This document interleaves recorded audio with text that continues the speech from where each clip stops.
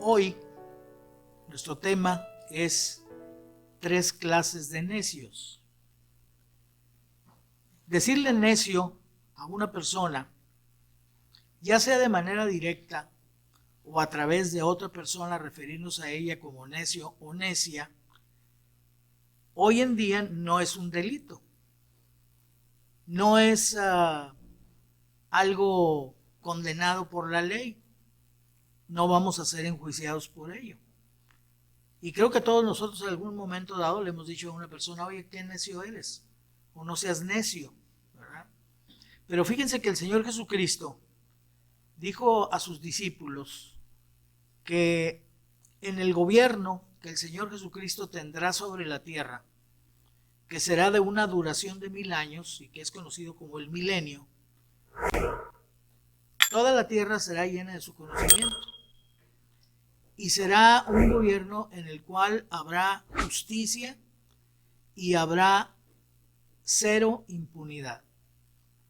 De tal manera que decirle necio a una persona será causa de que sea presentado ante el concilio para ser juzgado por la autoridad. Jesús lo dijo así: oísteis que fue dicho a los antiguos, no matarás. Y cualquiera que matare será culpable de juicio. Pero yo os digo que cualquiera que se enoje contra su hermano será culpable de juicio. Y cualquiera que diga necio a su hermano será culpable ante el concilio. Y cualquiera que le diga fatuo quedará expuesto al infierno de fuego. Ahí en el Sermón de la Montaña, el Señor Jesucristo habló a sus discípulos de un escenario de justicia perfecta, que es cuando Él reine sobre la tierra. Y fíjense que cuando Él les habla acerca de decirle necio a una persona en ese contexto del reino milenial, no da ninguna posibilidad de ser declarado inocente. Dice que el que diga necio a su hermano será presentado ante el concilio, será culpable, será condenado por esto. Y por eso el Señor Jesucristo entonces les dice a sus discípulos: ponte de acuerdo con tu adversario en tanto que estás con él en el camino. No sea que tu adversario te entregue al juez y el juez al alguacil y seas echado en la cárcel. De cierto te digo que no saldrás de ahí hasta que pagues el último cuadrante. Un cuadrante era una moneda antigua de los griegos que equivalía a la 4ª parte de otra moneda llamada as. O sea, sería más o menos como la peseta, ¿no? Los 25 centavos de dólar que les llamamos un cuarto. Entonces este era un cuadrante. Dice, no saldrás de allí hasta que pagues el último cuadrante.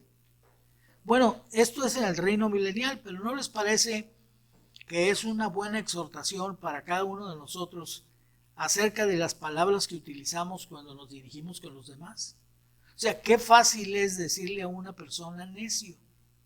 Necio en una de sus acepciones significa también tonto. Y yo recuerdo hace muchos años, predicando en la ciudad de Matamoros, Tamaulipas, fui hospedado por una familia y entonces me contó la esposa de este hombre de esta casa, que era un ingeniero, me contó que un día ella había mandado a su hijo a la tienda a comprar unos limones. Y cuando el niño regresó y trajo los limones estaban pasados. Y entonces la mamá le dijo, niño, ¿no te das cuenta de esto? ¿Cómo eres tonto? Y entonces él se le quedó mirando y dijo, mamá, no, yo no soy tonto. Yo voy a la escuela, saco buenas calificaciones, entiendo lo que me dicen mis maestros, yo no soy tonto. Y eso trajo convicción a la mamá de cómo se dirigía a su hijo. Sin embargo, esto nos sirve a nosotros, esto que dijo el Señor Jesús, para darnos cuenta del valor de la palabra necio. De hecho, dice la Escritura que el hombre dará cuenta de toda palabra ociosa, que salga de su boca. Y toda palabra ociosa es aquella que no se emite para edificar, con un buen propósito. Porque decirle necio a una persona no tiene ningún buen propósito. El propósito es ofenderlo. El propósito es sacar nuestra frustración por algo que no salió como nosotros lo queríamos. Y entonces insultamos a la persona. Pero fíjense que Dios, que no se equivoca, Dios que cada palabra que utiliza, cada pensamiento que tiene, cada cosa que Él hace, tiene un propósito. En Él no hay despropósito alguno. Dios califica como necios, en primer lugar, a los que niegan que haya Dios. Y lo dice así en el Salmo 14:1. Dice el necio en su corazón, no hay Dios. Y esto es muy interesante. Nosotros normalmente utilizamos más bien la palabra existir. Y entonces decimos Dios existe. Y los ateos dicen Dios no existe. El otro día recordaba precisamente alrededor de ese tema una anécdota acerca de un predicador que estaba en un hotel, estaba hospedado en un hotel, y al mismo tiempo en ese hotel estaba hospedado un ateo. Los dos eran muy conocidos. Un día que el ateo llegó al hotel, el predicador estaba sentado ahí en el lobby, y entonces el ateo, hablando fuertemente, dijo, Dios no existe. Y el predicador le dijo, tiene usted razón. Claro, él se sorprendió, el ateo, y entonces dijo, ¿tengo razón de que Dios no existe? Y dijo, sí, porque Dios no existe, Dios es. Todo lo que existe tiene un principio y tiene un fin. Dios simplemente es. Y claro que esto está de acuerdo con la manera en que Dios se reveló. Ustedes saben que el nombre con el que Dios se reveló fue Jehová. Y Jehová significa yo soy el que soy. O sea, Él es.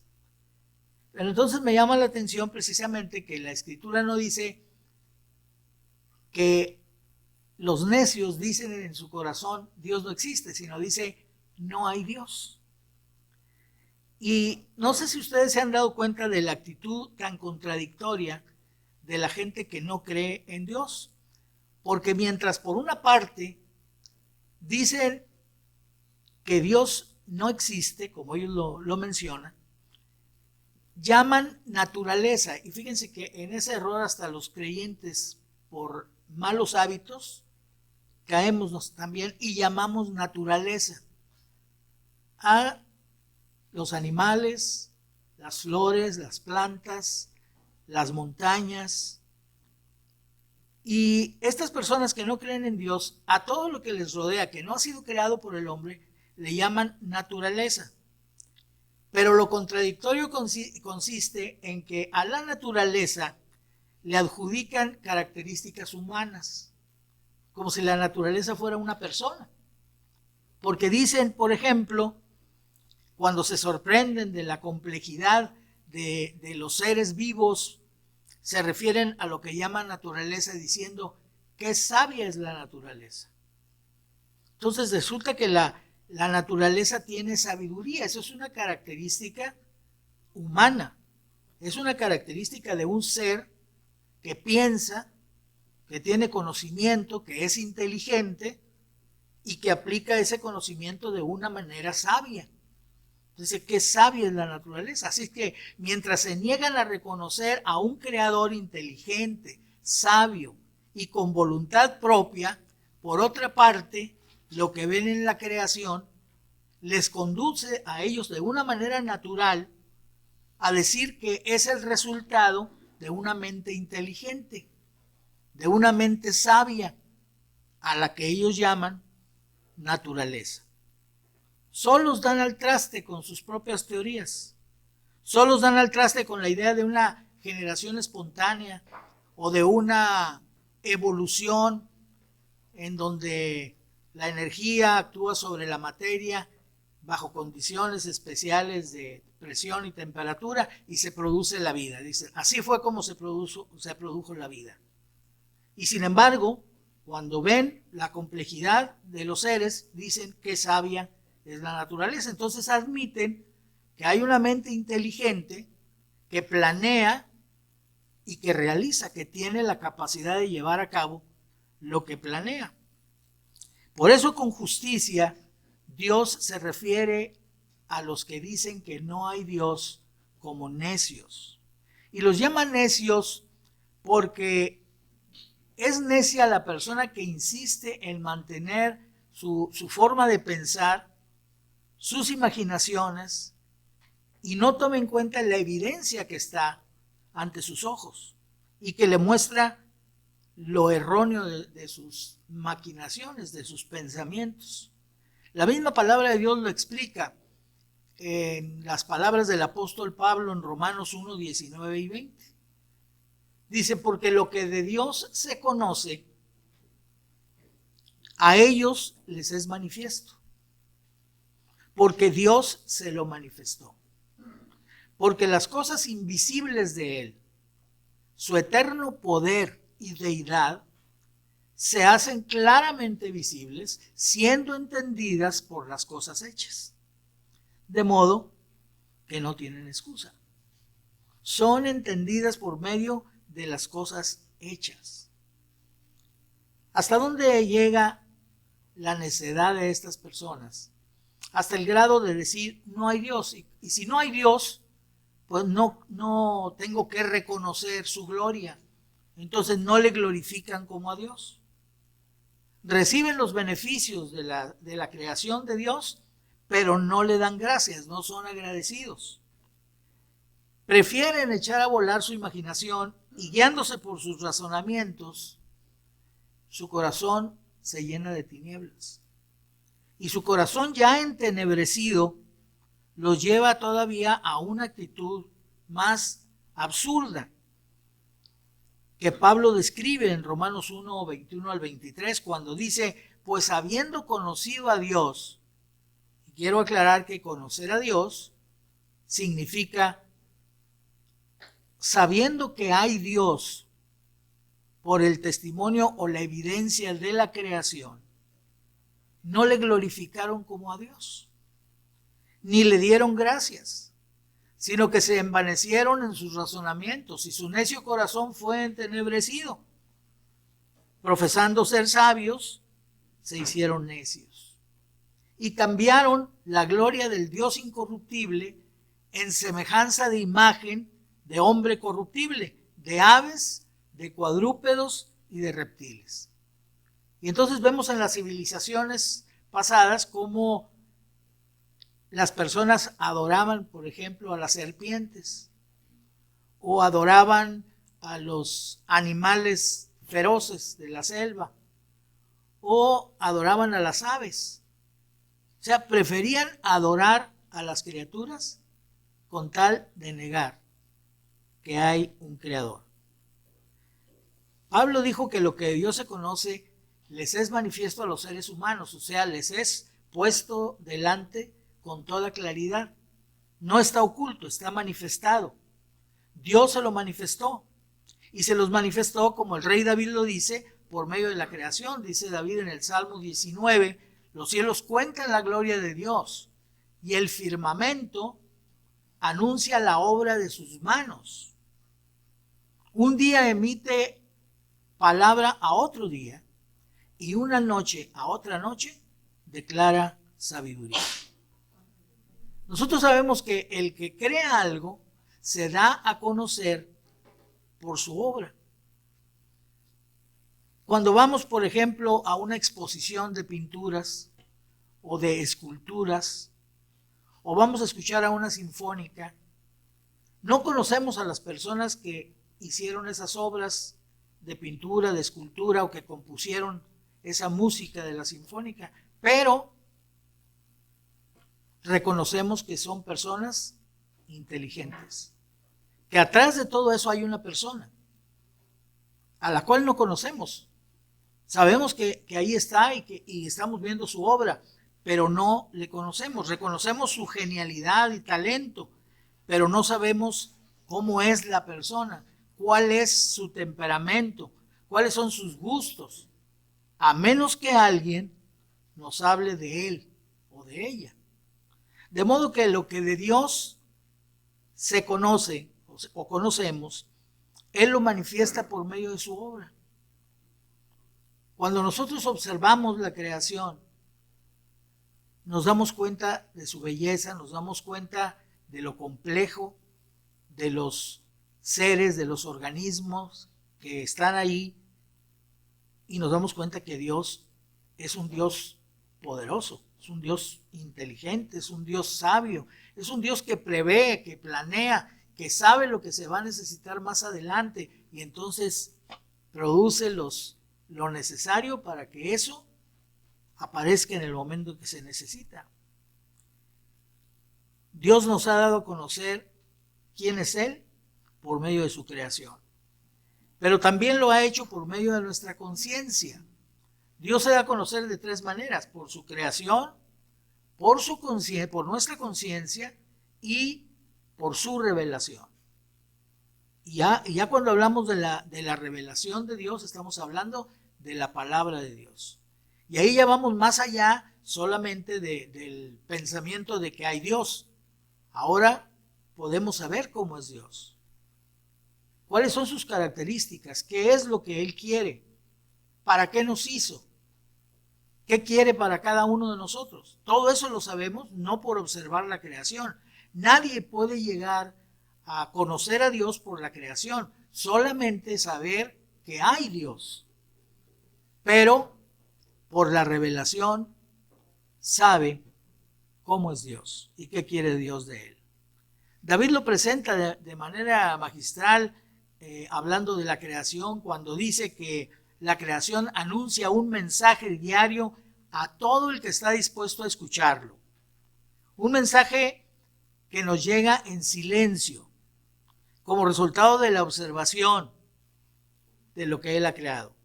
Por eso continúa diciendo David en su salmo: no hay lenguaje ni palabras, ni es oír a su voz. Su mensaje es silencioso, sin embargo, dice el salmista, por toda la tierra salió su voz. La voz de la creación es la mejor manera, la creación es la mejor manera de nombrar lo que nos rodea. Acuérdense de eso. Cuando caigan en el error de llamar a lo que nos rodea naturaleza, acuérdense que la palabra adecuada es creación, porque es lo que Dios ha hecho. Y ese mensaje, dice, no tiene límites. Hasta el extremo del mundo, sus palabras, a todas las generaciones, por todo lugar, ese mensaje lo ha predicado la creación. ¿Y cuál es el propósito de ese mensaje que la creación difunde por toda la tierra? Los cielos cuentan la gloria de Dios y el firmamento la obra de sus manos. Contar la gloria de Dios significa mostrar aquellas cosas que hacen a Dios admirable, que nos hacen admirarlo ante nuestros ojos y ante nuestro entendimiento, porque por la observación de la creación, de su belleza y su complejidad, nos damos cuenta de las capacidades de quien lo creó, y esas capacidades son su gloria. Es aquello por lo cual Él debe ser glorificado. Así podemos hablar de su sabiduría, de su perfecta planeación, de su poder, a las que se refiere el apóstol Pablo como las cosas invisibles de Él. Las cosas que no podemos ver más que por lo que Él ha hecho, por medio de sus obras. Así, al darnos a conocer a Dios, podemos saber qué Él es y podemos saber algunas de sus características. ¿A qué conclusiones podemos llegar al observar la creación? A que hay un Dios, que ese Dios es creador, que ese Dios es inteligente, que ese Dios es sabio, que ese Dios es poderoso, todopoderoso. Y por medio de la observación de la creación, solo podemos obtener eso, entender que hay Dios, pero conocerlo a Él solamente por su revelación, por medio de su palabra escrita y de su palabra viva, que es el Señor Jesucristo. En Juan capítulo 1, versículo 18, nos dice la palabra de Dios: a Dios nadie le vio jamás. el unigénito Hijo que está en el seno del Padre, Él le ha dado a conocer. Y acuérdense que hay una completa armonía y una completa igualdad entre el Hijo, el Señor Jesucristo, y la palabra de Dios. En Juan capítulo 1, el Hijo es llamado el Verbo. Verbo significa palabra. Entonces, la palabra escrita habla de Cristo. Escudriñad las Escrituras porque en ellas os parece que tenéis la vida eterna y ellas son las que dan testimonio de mí. Entonces, a Dios lo conocemos por medio de la Escritura, por medio de Jesucristo. Por eso cuando Pablo llegó a Grecia, Pablo encontró que los griegos, aunque tenían muchos dioses, habían llegado a la conclusión que había un Dios que ellos no conocían, pero que merecía ser adorado. Y por eso le levantaron un altar en donde pusieron como leyenda que estaba hecho al Dios no conocido, dedicado al Dios no conocido. Dice Hechos capítulo 17, versículos 22 al 24, entonces Pablo, puesto en pie en medio del areópago, dijo: varones atenienses, en todo observo que sois muy religiosos, porque pasando y mirando vuestros santuarios, hallé también un altar en el cual estaba esta inscripción: al Dios no conocido. Al que vosotros adoráis, pues, sin conocerle, es a quien yo os anuncio, el Dios que hizo el mundo y todas las cosas que en él hay. Entonces fíjense cómo estos hombres de Grecia pudieron entender que ninguno de sus dioses, ni Júpiter, ni Saturno, ni Venus, ni ninguno de sus dioses tenía que ver con las cosas creadas. Había alguien que ellos no conocían, pero que merecía ser adorado. Entonces, una persona que dice que no hay Dios está calificado por Dios como necio. Dice el necio en su corazón: no hay Dios. Pero hay otra clase de personas a las cuales también Dios califica como necios. Y estos son aquellos que no se preparan para entregar su alma. En otras palabras, quienes sabiendo que han de morir, no se preparan para ese momento. Y no solo no se preparan, sino que viven de tal manera como si la muerte no existiera, como si la muerte nunca fuera a llegar a tocar en su puerta. Dios denunció por medio del profeta Amós esa actitud que tuvo también el pueblo de Israel. Dios tiene un propósito cuando permiten que ciertas calamidades lleguen a nuestra vida. Nosotros nos quejamos hasta que llega un momento, como lo que compartía Ricardo hoy, en que dices: ¿por qué Dios permite que pase esto? O sea, ¿cuál es el plan de Dios? Él lo decía: los pensamientos de Dios no son nuestros pensamientos, ni sus caminos nuestros caminos. Nosotros planeamos una cosa, queremos ir por aquí y Dios nos quiere llevar por acá. Por eso debemos ser dóciles en sus manos, no aferrarnos a que las cosas sean como nosotros las queremos, sino dejar que Dios nos guíe. Y así, por medio de esta situación de salud, Dios llevó a Ricardo y a Claudia a Querétaro para hablar con estas personas. Y eso pasa constantemente. Y así sucedía con el pueblo de Israel. El pueblo de Israel enfrentó escasez de agua, enfrentó falta de comida, enfrentó pérdida de cosechas por las plagas, enfrentó mortandad. Y todo eso, dice el profeta Amós, tenía un propósito: que Israel se volviera a Dios. Fíjense cómo ahora hemos enfrentado una situación como la pandemia, en donde mucha gente ha muerto. Yo no recuerdo haber tenido noticias de personas que morían cercanas a nosotros o cercanas a otros tan constantemente. Sin embargo, la pandemia, solamente pensando en nosotros, nos hizo salir de este lugar para predicar el Evangelio a través de las redes sociales, a través del YouTube. Dios lo hizo. Nosotros estamos aquí, somos 35 personas que nos reunimos cada domingo y estamos muy felices de vernos unos a otros, de saludarnos. Pero afuera, el mundo está lleno de personas que no conocen a Cristo.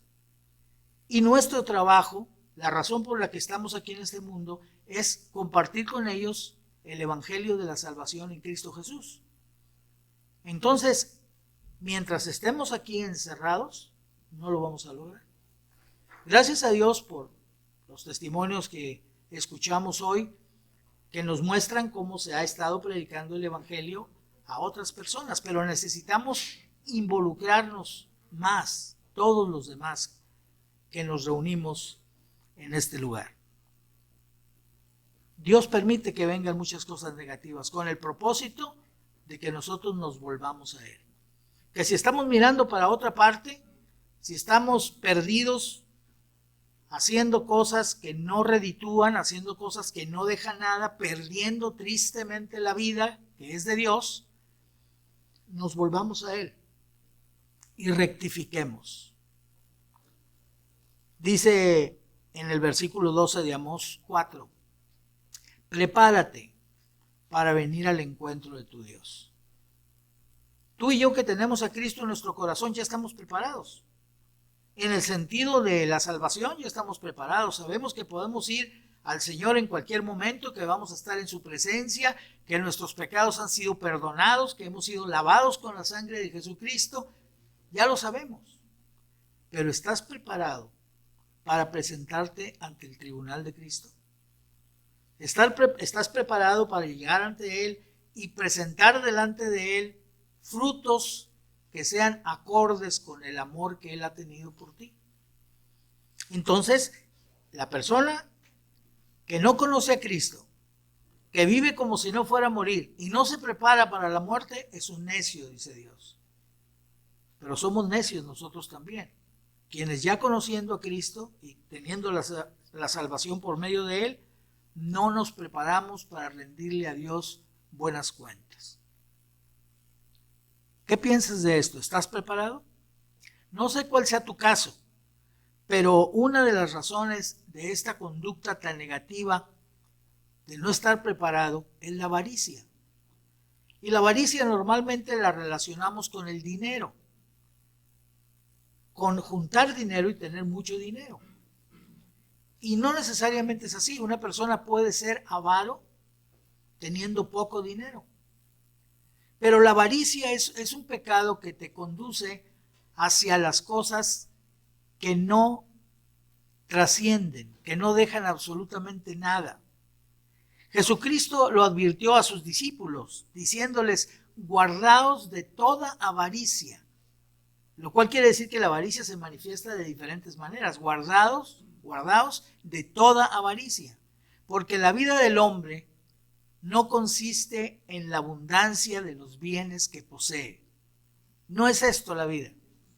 Y para ilustrárselos, Jesús les contó una historia que es muy conocida por nosotros de un agricultor muy próspero cuya heredad había producido mucho, tenía guardado toda la cosecha en sus graneros y vino la tierra con más producción todavía y no tenía dónde guardarlos. Y entonces al fin un hombre práctico, entonces rápidamente planteó la solución del problema. ¿Qué haré? Porque no tengo dónde guardar todos mis frutos. Dijo, esto haré. Voy a derribar mis graneros y voy a edificar los más grandes. Y hasta aquí todo iba muy bien. O sea, guardar lo que tienes es importante. Cómo lo utilices es mucho más importante. Cómo utilices lo que Dios te está dando. ¿Te lo da solamente para ti? Con el propósito de que tú disfrutes de todo lo que tú puedas con lo que Él te da. ¿Será ese el propósito por el cual Dios permite que tengas trabajo? Dios permite que tengas ingresos de diferente monto y de diferente manera. ¿Será por eso o Dios tendrá planes más altos que los tuyos. Este hombre dijo: guardaré mis bienes en mayores graneros, en graneros más grandes que voy a edificar. Y todo eso estaba bien. ¿Quién puede estar en contra del ahorro? José le dio una instrucción parecida a Faraón en Génesis 41:35. Y le dijo: junten toda la provisión de estos buenos años que vienen y recojan el trigo bajo la mano de Faraón para mantenimiento de las ciudades, y guárdenlo. Yo cuando vi este pasaje de la Escritura y conocí la historia de José, me di cuenta qué importante era el ahorro. El no gastar más de lo que recibes y no gastarlo todo. Y saber qué quiere Dios que retengas para ti y qué quiere que siembres. Porque dice que el que te da pan o le da pan al que come, dice, multiplicará también su sementera. Y la sementera es la semilla sembrada.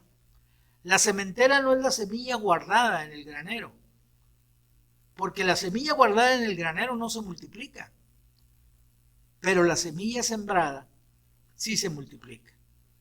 Entonces Dios multiplica lo que siembras, no lo que guardas. Lo que guardas, lo que retienes, debe de ser suficiente para ti. Pero acuérdate que algo de lo que Dios te da es para que lo siembres. La diferencia entre este agricultor al cual el Señor Jesús se refirió y José en Egipto es que, en primer lugar, la abundancia y el hambre en Egipto llegarían durante un periodo definido de 14 años. 7 de abundancia y 7 de escasez. De modo que la vida estaba asegurada por ese tiempo. José sabía por la revelación divina que cuando menos durante 14 años, Egipto ahí estaría y él estaría ahí, juntando durante 7 años, proveyendo para Egipto y para las demás ciudades. Así fue como se preservó la vida del pueblo de Israel, por medio de ir a Egipto a comprar comida, que había en Egipto por la buena administración de José. Una buena administración basada en lo que Dios le había revelado. Pero en el caso de este hombre, no tenía él una revelación que le dijera: vas a vivir 14 años más. Él no tenía una revelación así. Y lo guardado, no lo estaba pensando él guardar para preservar la vida de la ciudad o de los habitantes de su ciudad o de otras ciudades que necesitaran, sino que lo que él estaba guardando lo tenía con un propósito meramente egoísta, personal. Alma le dijo a su alma: muchos bienes tienes guardados para muchos años. Reposa, come, bebe, reposa, come, bebe, regocíjate. ¿Se fijan? Puras cuestiones de satisfacción personal. Y entonces, aunque dice la Escritura que él dijo a su alma: muchos bienes guardados, es una forma de decir que se dijo a sí mismo, que pensó para sí mismo. Porque en lo que menos pensaba era en su alma. Porque todo lo que él dijo que pensaba hacer con lo guardado tenía relación con el cuerpo, no tenía relación con el alma. Porque sabes que el alma también necesita alimento. El alma también necesita vestido. El alma también necesita reposo. Y solamente Cristo puede vestir el alma de una persona, alimentar el alma de una persona y darle reposo a esa persona, al alma de esa persona. Solo Cristo puede hacerlo. Por eso no debemos solamente proveer para el cuerpo, tenemos que proveer para el alma también. El alimento del alma es la palabra de Dios. El reposo del alma es la confianza absoluta en las promesas de Dios. Y el alimento y el vestido del alma son las vestiduras que Dios nos da cuando nos lava, con la sangre de su Hijo Jesucristo el día que le entregamos nuestro corazón. Sus propósitos eran totalmente vanos, y entonces esto produjo en él la calificación divina. En Lucas 12, 20 y 21, Dios le dijo a este hombre: necio, esta noche vienen a pedirte tu alma, y lo que has provisto, ¿de quién será? Y luego extendió esa sentencia a toda persona que actúe como él. Y le dijo: así es el que hace para sí tesoro, pero no es rico para con Dios. Entonces, tal vez tenemos que ponernos a pensar un poquito más nosotros como creyentes, ¿en qué pensamos cuando trabajamos y nos esforzamos y obtenemos nuestras utilidades? ¿En qué pensamos? ¿Estamos pensando en nosotros solamente y en edificar nuestro cuerpo mientras el alma la tenemos abandonada? Ya tenemos a Cristo en nuestro corazón, nosotros ya somos salvos, ya tenemos vestiduras blancas, pero la gente que está afuera, que no conoce a Cristo, no tiene vestiduras blancas, y ellos no pueden estar en la presencia de Dios, porque nadie entrará en el cielo si no tiene vestiduras blancas, emblanquecidas en la sangre del Cordero. El cielo es un lugar de Dios. Él pone las reglas. Allí no entrará ninguna cosa que haga abominación o mentira. Ahí no entrará ninguna persona que tenga vestiduras sucias. ¿Recuerdan la historia del rey que organizó la fiesta de bodas para su hijo? Todo lo preparó. No solo la alimentación, inclusive el vestido de bodas que cada persona necesitaba, la ropa necesaria para estar en esa fiesta. Pero allí se coló una persona que no tenía vestido de bodas. Y entonces el hombre le preguntó: ¿por qué estás aquí? ¿Por qué no tienes vestido de bodas? Y entonces ordenó que lo sacaran. Ponerlo en las tinieblas de afuera. Allí será el lloro y el crujir de dientes. Nadie podrá estar en la presencia de Dios si no tiene vestiduras emblanquecidas en la sangre del Cordero. Ese es el vestido del alma. Este hombre se sintió preparado para enfrentar el futuro, pero solo proveyó para su cuerpo. Habló consigo mismo, acumuló para sí mismo, y Dios le dijo que cuando él se fuera a entregar su alma, lo cual ocurriría en esa noche, todo lo que había juntado se quedaría aquí y sería para otro lo disfrutaría. El mensaje divino para aquel hombre concluyó con esa sentencia: así es, así sucederá con toda persona que es rico para sí mismo, que tiene tesoro para sí mismo, pero que no es rico para con Dios. Finalmente reciben el calificativo de necios de parte de Dios los que dicen que no hay Dios, los que no se preparan para entregar su alma, y los que empiezan por el Espíritu y continúan por la carne. Gálatas capítulo 3, versículo 3 dice así: Pablo, escribiendo a los Gálatas, les dice: tan necios sois, habiendo comenzado por el Espíritu, ¿ahora vais a acabar por la carne? El apóstol Pablo había ganado a los Gálatas para Cristo, había llegado a Galacia, había predicado el Evangelio, se habían convertido a Cristo, habían obtenido la salvación por la gracia, por la fe, sin mérito alguno, confiando solamente en el sacrificio de Jesucristo. Y luego Pablo se había ido y ellos habían quedado para vivir la vida cristiana que ya se había iniciado. Pero llegaron algunos cristianos judaizantes, judíos que se habían convertido a Cristo o decían haberse convertido a Cristo, pero querían obligar a los que no eran judíos, como el caso de los Gálatas que eran gentiles, a que vivieran como judíos.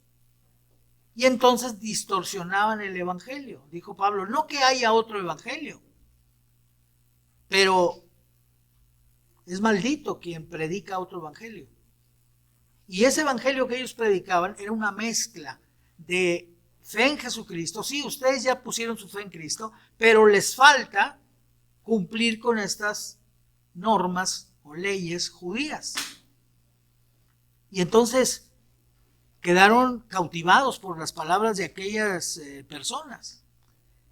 Pablo les dice: oh Gálatas insensatos, ¿quién os fascinó para no obedecer a la verdad a vosotros, ante quienes Jesucristo fue ya presentado claramente entre vosotros como crucificado? Ya se les presentó a Jesucristo como alguien que terminó el trabajo de la salvación, no lo dejó incompleto. No dijo: ahí lo terminan ustedes. No, está completo, no hay nada que agregarle. Toda persona que recibe a Cristo como su Salvador personal y después intenta vivir la vida cristiana por su propio esfuerzo, está empezando por el Espíritu y terminando por la carne. Y entonces la situación va a ser tan confusa que va a llegar un momento en que ni la persona ni los que le rodean sabrá con certeza si es creyente o no, por la misma mezcla que presenta. ¿Quién os fascinó? La palabra fascinar significa que una persona o una cosa ejerce sobre otra una atracción irresistible por sus cualidades extraordinarias. Pablo les dice: ¿quién les atrajo? De tal manera que no se pudieron resistir. ¿Y para qué los atrajeron? Porque dice: ¿quién os fascinó para no obedecer a la verdad? Y esto es algo que debe quedar grabado en nuestras mentes. Irnos por el camino de la carne es desobedecer a la verdad. Y la verdad en la que ellos habían creído decía que la salvación era solamente por gracia, como un regalo de Dios. Y que la vida cristiana, que se inicia sin esfuerzo personal, al recibir solamente a Jesucristo, confiando en su sacrificio, Él lo hace todo, Él nos limpia de todo pecado. Todo lo que nosotros hacemos fue arrepentirnos. Y para arrepentirnos fue el Espíritu Santo el que movió nuestro corazón al arrepentimiento. Entonces todo el mérito es de Dios. Algunos dicen absurdamente que cuando nosotros enseñamos, de acuerdo a lo que vemos en la palabra de Dios, que Dios nos creó con libre albedrío, es decir, que podemos decirle a Dios: entra en mi corazón, o podemos decirle: no quiero saber de ti. Ese sería el libre albedrío, la capacidad de tomar decisiones a favor o en contra de Dios. Las personas que dicen que cuando nosotros pensamos así, nos estamos otorgando mérito. O sea, yo soy salvo porque decidí recibir a Cristo. Entonces parte del mérito es mío. Pero eso es tan absurdo como si una persona se estuviera ahogando y otro se lanza en el mar a rescatarlo, pone en peligro su propia vida, lo rescata, y cuando ya están en la playa rodeados de gente, entonces alguien le dice al que lo salvó: te agradecemos por tu valor, arriesgaste tu vida, si no ha sido por ti este hombre estaría muerto. Y dice: ¿y yo? ¿Y yo qué alabanza voy a recibir? Porque si yo no me dejo, Él no me saca. Entonces la parte que yo puse fue la de mi disposición de ser salvado. Obviamente no tiene ningún mérito. Tomamos la decisión de recibir a Cristo en función de que el Espíritu Santo quebrantó nuestro corazón, nos convenció de pecado, nos movió al arrepentimiento y nos dio la fe para confiar en el sacrificio de Jesucristo. Entonces todo el mérito es de Él. No hay ni una parte de mérito nuestra que nosotros hayamos puesto en nuestra salvación. Si entendemos esto, ¿por qué queremos vivir entonces la vida cristiana por nuestros propios méritos? Porque dice la palabra de Dios que el justo, o sea, la persona que tiene a Cristo como su Salvador personal, por la fe vivirá. Por la fe recibió la vida, por la fe debe continuar viviendo. Es necio quien empieza obteniendo la salvación por fe para después intentar la vida cristiana por la fuerza de la carne. El evangelio de la salvación en Cristo está completo. No hay nada que agregarle. Solamente que así como confiaste en Cristo para tu salvación, confía en Él para cualquier otra cosa que enfrentes en la vida. Y hago énfasis en esto porque si Él hizo la paz contigo, si Él te dio la paz con Él, entonces tú debes de tener paz contigo mismo y con los demás. Porque la paz con los demás y la paz con nosotros mismos depende de tener paz con Dios. Y dice la Escritura, justificados pues por la fe, tenemos paz para con Dios por medio de nuestro Señor Jesucristo. Entonces, teniendo ya relación con Él, no estamos afanosos por nada, oramos y le pedimos todo lo que necesitamos, confiamos en Él. ¿Y cuál es el resultado? La paz de Dios que sobrepasa todo entendimiento, guarda nuestros corazones y nuestros pensamientos en Cristo Jesús. Entonces, cualquier otro tipo de paz que tú puedas desear o mencionar está fundamentada en que tú tengas paz con Dios. Si tú tienes paz con Dios y eres salvo, no tienes problema para tener paz. Y te digo esto porque hay creyentes que están angustiados por algo, que no tienen paz en su corazón. Y entonces andan buscando la paz, por ejemplo, yendo a ver al psicólogo, que se supone que el psicólogo estudia el alma de la persona, un alma que no puede ver, y entonces pretende curar el alma de la persona. El incrédulo yo entiendo que lo haga, pero el creyente que sabe que tiene la paz, que Dios tiene el poder para darle victoria sobre cualquier situación que enfrente, no puede y no debe estar buscando la solución a sus problemas, sobre todo problemas de tipo emocional, en alguien que no sea Dios. ¿Por qué? Porque eso es empezar por el Espíritu y terminar por la carne.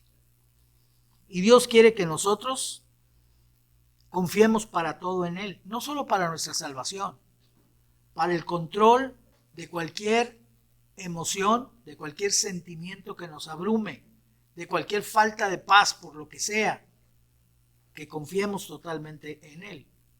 Porque su promesa, según 2 Corintios 2:14, dice así: mas a Dios gracias, el cual nos lleva siempre, no algunas veces, no, el cual nos lleva siempre en triunfo en Cristo Jesús, y por medio de nosotros manifiesta en todo lugar el olor de su conocimiento. Es una manera de expresarlo. Cuando una persona usa un perfume que ya nosotros lo identificamos, de pronto olemos el perfume y decimos, ya llegó fulanita de tal. Digo fulanita porque normalmente son las mujeres las que usan los perfumes. Y si eres muy versado en esas cosas, dirás, es Chanel número 5, ¿no? O cualquier otro, pues ¿no? Yo no conozco, lo más que Chanel número 5 lo he oído toda la vida, ¿no? Hay otros aromas, ahora otras esencias nuevas. Pero si lo hueles y dices, llegó esta persona. ¿Te fijas? El olor de la persona. Tus acciones son como emitir un olor. Si tus acciones son de la carne, tu olor será desagradable. La gente no va a querer que te le acerques. En todo lugar a donde vamos nosotros llegando y con quien estamos tratando, debemos dejar el olor agradable del conocimiento de Jesucristo. Como aquella persona que fue a buscar a un amigo misionero que se había ido a una región lejana, inhóspita, y este hombre no sabía exactamente dónde estaba, pero tenía mucho de no ver a su amigo, quería verlo cómo estaba, y entonces llegó a la aldea donde había oído que estaba y preguntó por él, por su nombre. Estoy buscando a fulano de tal. No lo conozco. Y preguntó a otro, y a otro, y a todo el que le preguntaba decía, no lo conozco. Sí, dijo, es una persona que habla de Jesucristo. Ah, dijo, bueno, allá vive una persona que se parece mucho a Jesucristo. O sea, por donde quiera él iba dejando el aroma de Cristo. Él identificado más por Cristo que por su nombre. Así deberíamos de ser nosotros identificados. que en todo lugar dejáramos el olor del conocimiento de Jesucristo. Por eso, si a ti que dices tener a Cristo, la gente te ve acongojado, yendo con el psicólogo, tronándote los dedos, pues no le vas a dejar un olor agradable que quiera tener. Cuando el olor es agradable, dice, oye, ¿qué estás usando? Qué rico huele. Pues yo también quiero usarlo, ¿cómo se llama? Eso es dejar el olor grato de Jesucristo en donde quiera. Recuerdo a una persona que me pidió una cita para platicar y para decirme que no tenía paz. Le digo yo, pues todo lo que necesitas, era una creyente, todo lo que necesitas es confiar en Cristo. Pero es que ya confía en Él. ¿Cómo? Sí, pero no tengo paz. Entonces no has confiado. ¿Cómo? Sí, si tú confías en Él, ¿qué dice la Escritura? Tú guardarás en perfecta paz a aquel cuyo pensamiento en ti persevera, porque en ti ha confiado.